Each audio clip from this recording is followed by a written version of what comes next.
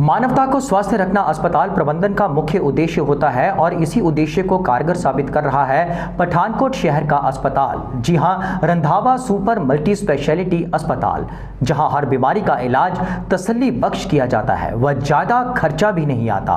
रंधावा अस्पताल में इसी कड़ी के चलते डाइटिशियन डॉक्टर मनु प्रिया से फास्टवे की विशेष बात हुई, जिसमें उन्होंने सेहत संबंधी जानकारी देते हुए बताया कि हमारी डाइट कैसी होनी चाहिए, हमें कौन सी बीमारी के चलते कौन सी डाइट लेनी चाहिए, और उन्होंने बताया कि कैसे रंधावा अस्पताल लोगों के लिए वरदान साबित हो रहा है।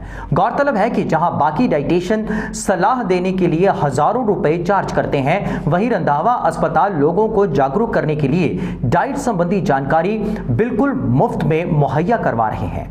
आइए सुनते हैं डॉक्टर मनु प्रिया से कि कैसे हो हमारा खान पान।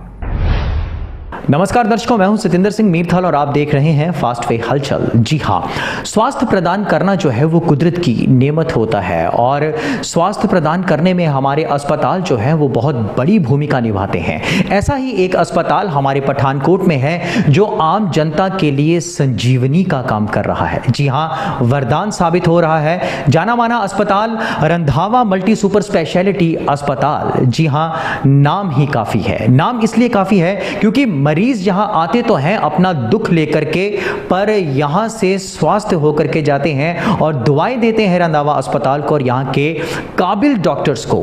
अब काबिल डॉक्टरों की बात चली है तो मैं आपको बताता चलूं कि रंधावा हॉस्पिटल में अगर हम बात करें तो ऑर्थो, न्यूरो, मेडिसिन, यूरोलॉजी और जनरल सर्जरी, ईएनटी के माहिर डॉक्टर्स जो हैं वो यहाँ पर उपलब्ध हैं। बात फिर वही कि जो भी यहाँ पर अपना दुख लेकर के आता है वो अपने दुखों को यहाँ पर कटा करके सुखों की अनुभूति लेकर के घर को जाता है।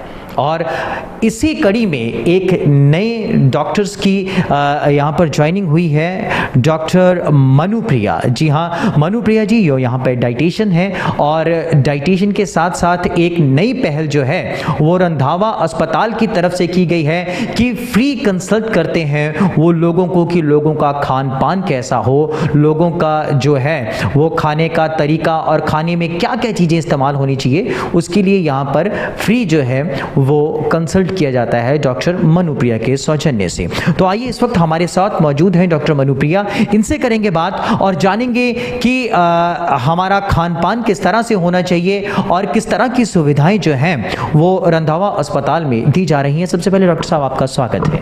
थैंक यू जी।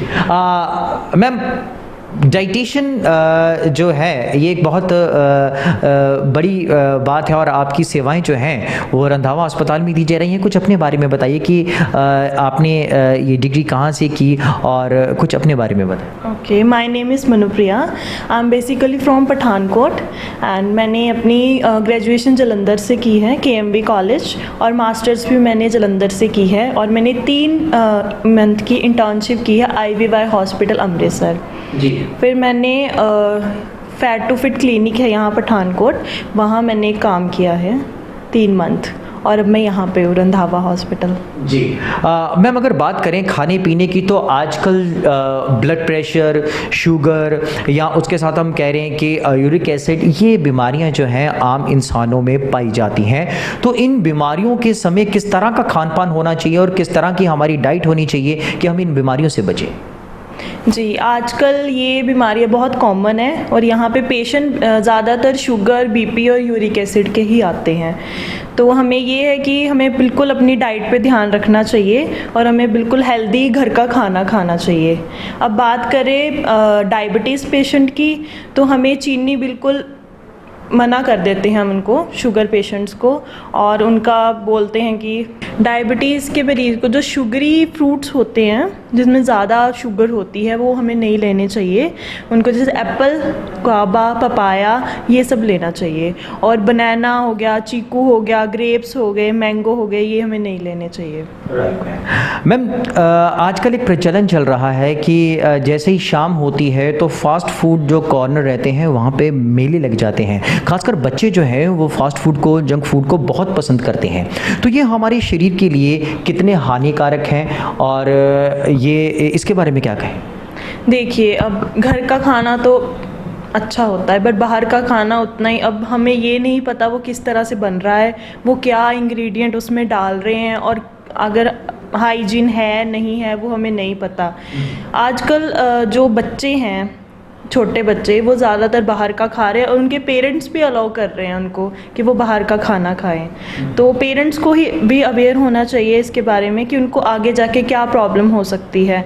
छोटे छोटे बच्चों को प्रॉब्लम आ रही है बीपी की, शुगर की, तो उनका कोलेस्ट्रॉल बढ़ जाता है, तो हमें ये सब बिल्कुल कम कर देना चाहिए और पेरेंट्स को थोड़ा अवेयर होना चाहिए। बिल्कुल मैम, एक और चीज़ देखने में आई है, जो नौजवान जिम यूज़ करते हैं और वो जिम के साथ साथ जो है वो सप्लीमेंट भी यूज़ करते हैं, तो ये सप्लीमेंट जो है ये हमारे बॉडी के लिए कितने हार्मफुल हैं, और अगर बच्चा जिम लगाता है तो उसकी डाइट कैसी होनी चाहिए?